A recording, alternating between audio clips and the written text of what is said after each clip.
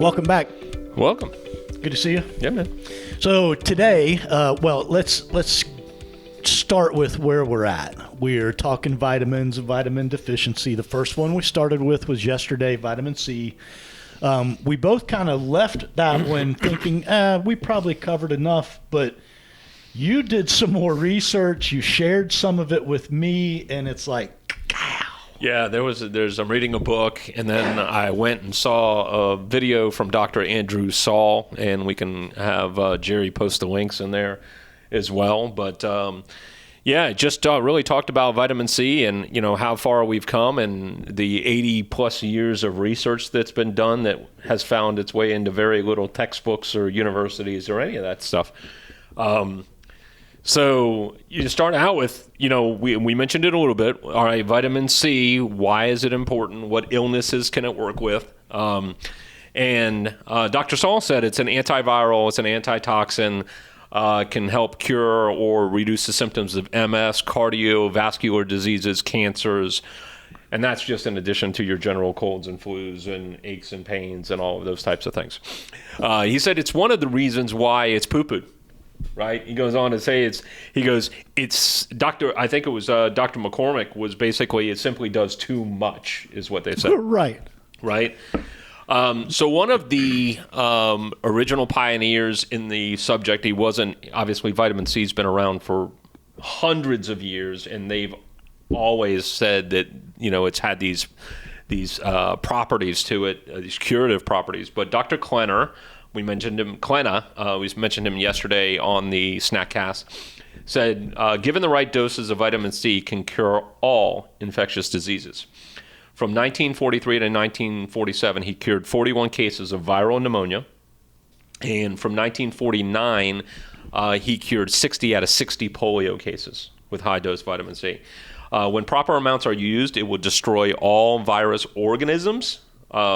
And he said, don't expect to control vitamin C with 100 milligrams, or don't expect to control the viruses with 100 milligrams a day. Yeah. Which is what the RDA. RDA is like 90 milligrams a day. I'm like, that's weak, right?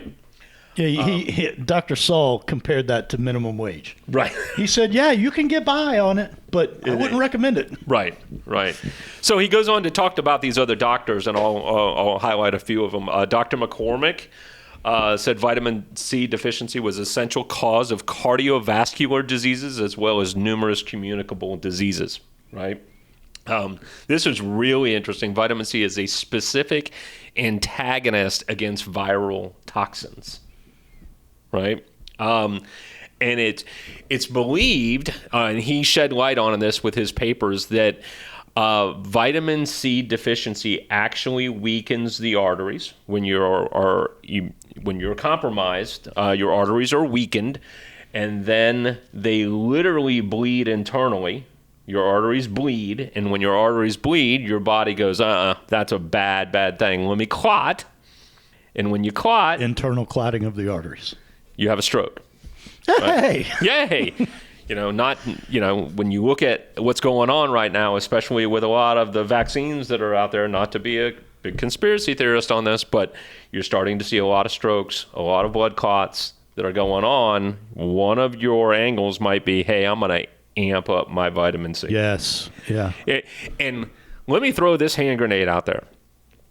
It's got no side effects other than maybe some upset stomach. And that's when you're thousands and thousands of milligrams dosage. Thousands and thousands and thousands. I mean, like 20 to 150 times the recommended dosage. I mean, when they're talking about curative, they're talking about 20,000 to 120,000 times, or 120,000 milligrams. So let's dive into a couple more. Dr. Saul, some of the ones he talked about. So he had a patient.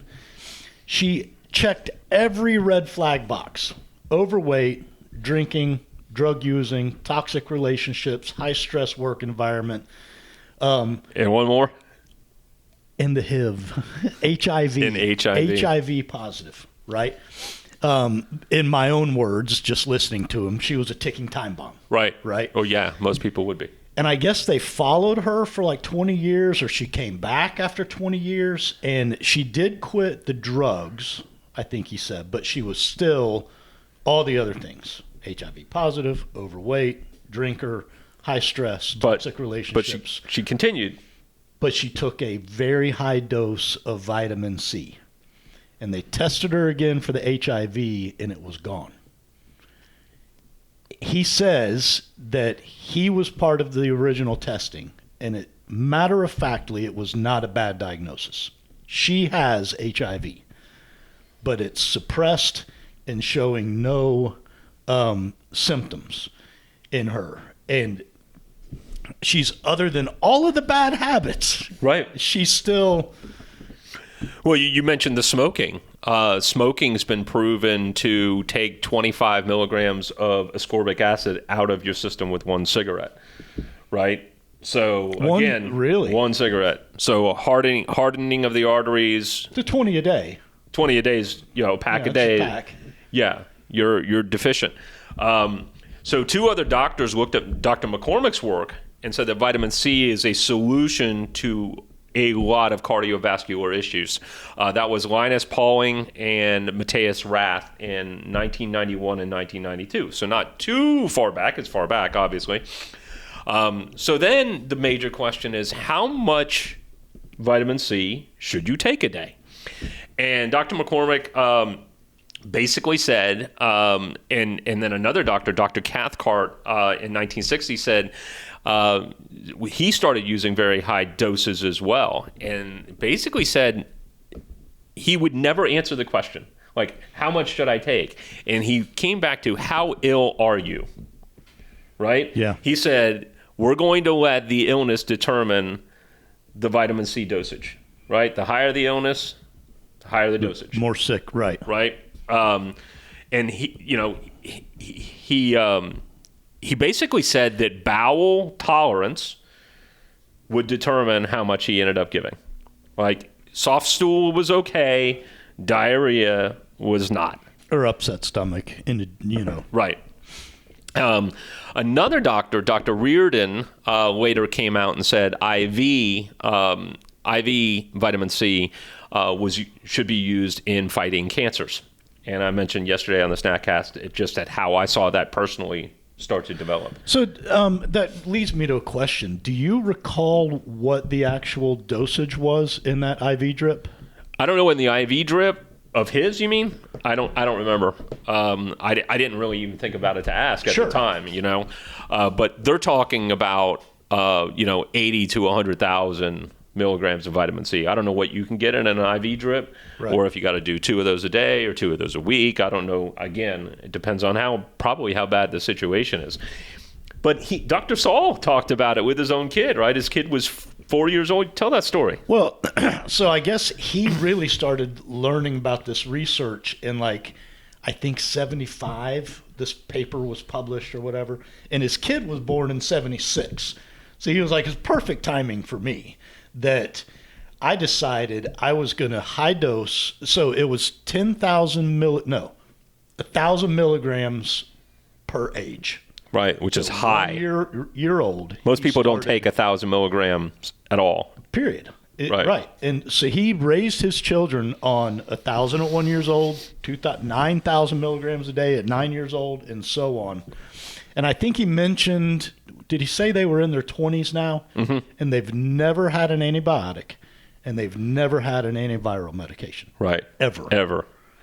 And he said one of the kids got extremely sick. It was getting ready. They're like, he's ready to throw in his morals and take him to the doctor and sit in the pediatrics office and everything. He was 4 years old. And he goes, I'm going to go back to my inner Dr. Cathcart, and I'm going to load the child up on vitamin C to the point where they can't stand it, to the point where they're going to have loose stool. And he said he kept giving it to her and giving it to her and giving it to her. Every 45 minutes, he would give her another 2,000 milligrams, on the hour. And he said by the time she had an upset stomach and was ready to go to the bathroom, she was done coughing. He said it works that quick. I got to tell you, man, it's been a really strange deep dive because, I think as this Snackcast has evolved, we've been down these different paths of research and learning and understanding, and some would even call it conspiracy, right? But everything continues at some level to point back to, deficiencies. well, natural healing. Right. What God already gave us. We have all these tools. We don't need big pharma. Right. You know, and I don't mean that as a blanket statement. Sure, there are some things that pharma, you know, contributes to and does good in. Right. But there's so much of this preventative stuff that if we just focus on what exists in our nature, you know, and maybe that's not fair because I think one of his points was you can't eat enough oranges. Right. To Right. get the vitamin C load that you need. Be adequate. We honestly, we used to synthesize our own vitamin C millions of years ago. We can't synthesize vitamin C in our own body. Very few animals have that problem. Dogs can synthesize it. Cats can synthesize it. Donkeys can synthesize it at a mass level. They never get sick. Your dog and cat will get sick, and they will. There's other research that says that they will. Why don't we? We have the gene. evolution? The gene. Okay, we have the gene. Guess what they think turned the gene off? Sugar. A virus. Oh, a virus. Which might have been caused by. So anyway, so we have the gene to synthesize and that's what I think where real research needs to be done is how do we turn this gene back on? Right. But if we turn that gene back on, we don't need big pharma for anything. Right. You know? So it's unbelievable. So really kind of to sum up, Dr. McCormick did a test on a bunch of cancer patients in 1954. And he said they were all vitamin C deficient by over 4,500 milligrams per day. All of these cancer patients. That is not just irony. There is something really to that. And he goes, that's just to bring them to neutral. To truly fight what's going on, they needed to be so much higher than that. Yeah. And Dr. Saul ends up with it, you know, how much vitamin C, right? And he has a little quote. It says, take enough vitamin C to be symptom free. Oh, it's so cute. Yeah, right? I thought it was a rhyme. He's like, you put it on your hand or something. But, you know, it's hard, right? So I found some. You're going to start supplementing. I am. I probably ain't far behind you. I looked at Amazon. I got some, not sublingual, they're liposomal. I guess they're pipettes, little droplets, right? 2,000 milligrams. Pipette. I've used that word twice today. You can take 2,000 milligrams at a time. And again, just put it on the tongue or swallow. I don't know what you do yet. But again, the thought of taking 20 pills a day of vitamin C kind of like irks me a little bit. Yeah. So. Well, you can put this in your beer. Yeah. Right? Right next to your cigarette. Right. But, so yeah, I'm going to start doing it. There's, you know, going back to what Klenner said, there's just so many illnesses. I mean, it was discs and back pain. Oh, and ADHD and MS. And like, here's, like I said, the old philosophy, what do you got to lose? What, a little stomach irritability? Right. I mean, there's no side effects. Right. You know, if I was sitting on a major illness right now, I'd be loading the boat. And if you have a health reimbursement account and you can get a doctor to prescribe it as a nutritional supplement. Right. And that's the other. I've mentioned these, you know, alternative treatments to friends of mine before. And again, you're not going to, you can lead a horse to water. But I've mentioned that, and that's been often the first thing that's popped in their head. Is insurance going to pay for that? Right. No, it's not. And Big Pharma has no interest because they can't patent it. Right. Yep. All right. Whew, on to bees. Let's go to Jerry's bees or something next. Bees. Spank us for going so long. So, questions, comments, concerns. Hate mail. Hate mail. Love letters, too. We take them all. Hit us at snackcast@yes.fit. Stay moving. See ya.